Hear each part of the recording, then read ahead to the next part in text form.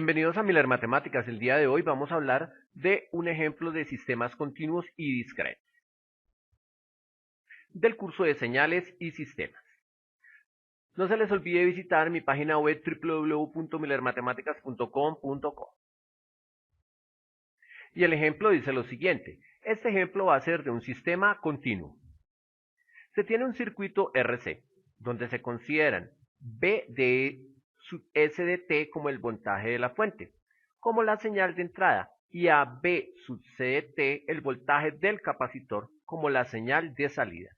Entonces, con ayuda de la ley de Ohm, voltaje es igual a corriente por resistencia, se puede determinar que I es igual a B sobre R, teniendo en cuenta que si R está multiplicando pasa a dividir.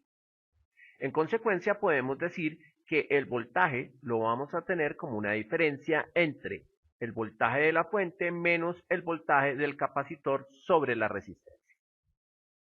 Y aquí podemos observar el comportamiento de un circuito RC.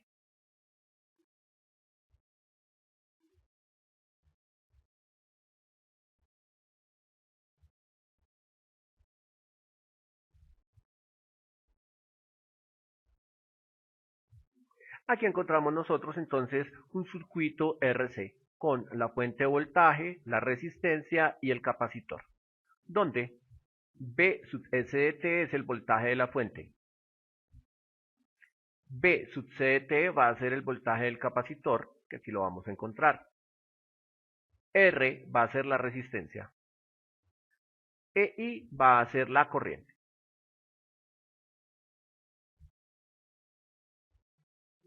De manera similar, utilizando la definición básica de un capacitor, se puede relacionar I de t con la razón de cambio con el tiempo del voltaje a través del capacitor.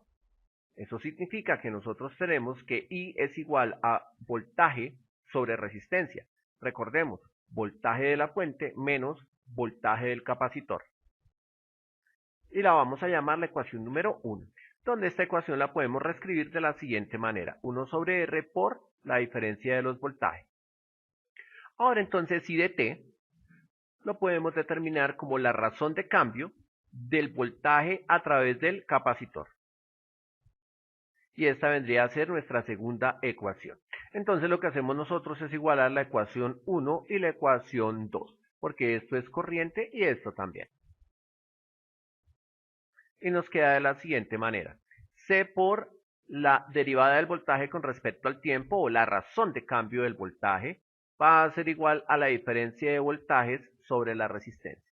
Ahora, C que está multiplicando va a pasar a dividir, entonces nos queda esto igual, la parte superior de la diferencia de voltaje es igual, y aquí queda multiplicado R por C.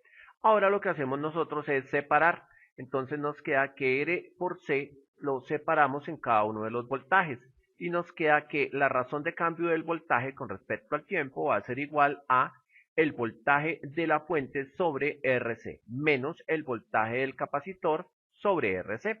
Ahora, el voltaje del capacitor sobre RC está de signo negativo. Lo pasamos al otro lado con signo positivo.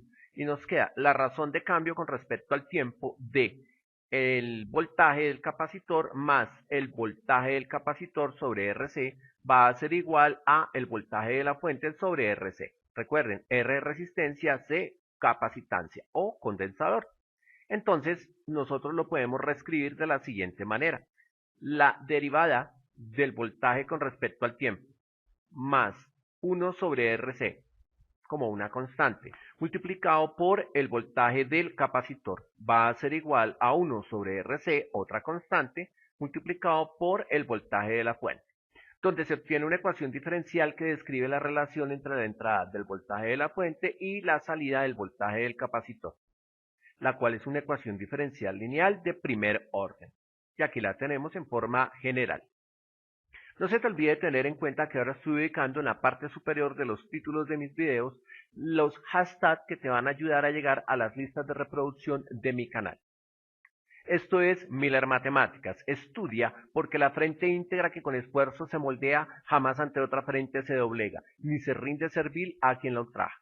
Si te ha gustado este video, dale like y te invito a suscribirte a mi canal Miller Matemáticas. ¡Chao!